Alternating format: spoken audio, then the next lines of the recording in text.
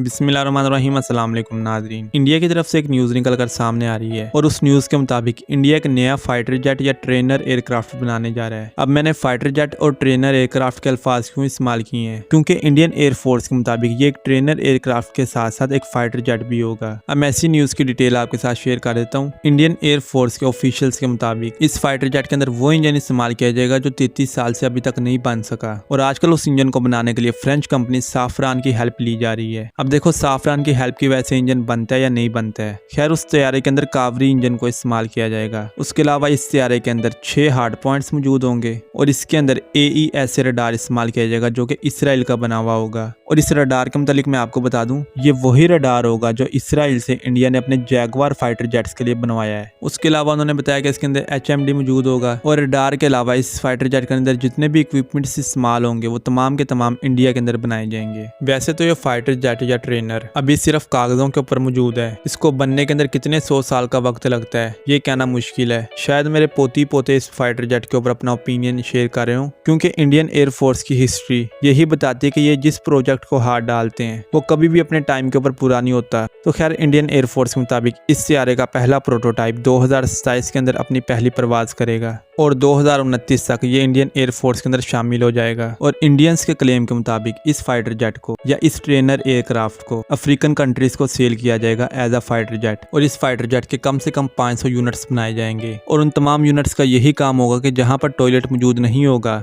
ये तैयारे वहां पर टॉयलेट्स को पहुंचाएंगे। अब अक्सर लोग कहेंगे कि ये आपने टॉयलेट की बात इसके अंदर क्यों कर दी। तो भाई 500 यूनिट बनाकर आपने खुद इस्तेमाल करने हैं, दुनिया को बेचने हैं, इस बात की मुझे समझ नहीं आ रही। पहली बात तो ये है कि आप लोग इस फाइटर जेट को बना लें फिर इसको बेचने की बात करें, क्योंकि तेजूलाल अभी सफ़ों पर ही मौजूद था तो आपने उसको बेचने की बात करना शुरू कर दी और इसी बात से तेजूलाल नाराज हो गए और उन्होंने बनने से इनकार कर दिया और उनको मनाते मनाते आपके 33 साल लग गए। और अब ये फाइटर जेट अभी तक सिर्फ और सिर्फ कागजों पर मौजूद है और आपने इसको अफ्रीकन कंट्रीज को बेचना भी शुरू कर दिया है। तो कहीं ये भी नाराज हो जाएं और आप लोग ये बात करेंगे 2027 के अंदर ये अपनी पहली परवाज करेगा और 2029 के अंदर ये इंडियन एयरफोर्स में शामिल होगा। उस वक्त पर कौन सा ऐसा मुल्क होगा जो कि इस फाइटर जेट को खरीदेगा, क्योंकि दुनिया बहुत आगे जा रही है। उस वक्त इस फाइटर जेट का काम सिर्फ और सिर्फ ट्रेनिंग देना ही हो सकता है। एज अ फाइटर जेट इसको कोई भी नहीं खरीदेगा। अब मैं बार बार फाइटर जेट बोलने पे इसलिए मजबूर हूँ क्योंकि इंडियंस इसको फाइटर जेट शो कर रहे हैं। खैर जो न्यूज़ थी वो मैंने आपके साथ शेयर कर दी है। एज अ डिफेंस एनालाइजर ये मेरी ड्यूटी है कि मैं आपको तमाम डिफेंस की न्यूज़ प्रोवाइड करूँ, और इससे ज़्यादा टाइम ऐसी फुद्दू कंट्री के चूतिया फाइटर जेट को नहीं दे सकता, क्योंकि ये आप भी जानते हैं कि इस फाइटर जेट को बनने में कितने 100 साल लगेंगे और ये मैं भी जानता हूँ। और एंड पर कहीं की ईंट कहीं का रोड़ा, भानुमती ने कुनबा जोड़ा, तो यहाँ वहाँ के पुर्जे इकट्ठे कर कर इंडिया ने फाइटर जेट बनाना और उसके ऊपर मेड इन इंडिया की स्टैंप लगा देनी है और दुनिया के आगे चीखें मारनी के देखो इंडिया ने अपना एक और फाइटर जेट बना लिया। और इनकी न्यूज़ देते रहते मेरी अपनी दिमाग की दही हो जाती है, क्योंकि इनके लिए अल्फाज का चुनाव मुझे बहुत मुश्किल हो जाता है, क्योंकि ऐसे मुल्क के लिए मेरे मुंह से वही सब कुछ निकलता है जो इनके लिए होना चाहिए। लेकिन ये सोचकर मुझे खामोश होना पड़ता है कि मेरी वीडियोस अक्सर फैमिलीज भी देखती हैं, वरना मैं इनको इनकी वो गंगा मैया याद कराऊं कि ये गोबर खाना भूल जाएं। खैर ये थी एक घटिया कंट्री की तरफ से घटिया न्यूज़ वाली वीडियो जो मजबूरन मुझे आपके साथ शेयर करनी पड़ रही है। इस वीडियो पर मैं लाइक और सब्सक्राइब करने वाला नहीं हूँ। तो मुलाकात होगी अगली वीडियो के अंदर, तब तक के लिए अल्लाह हाफिज़।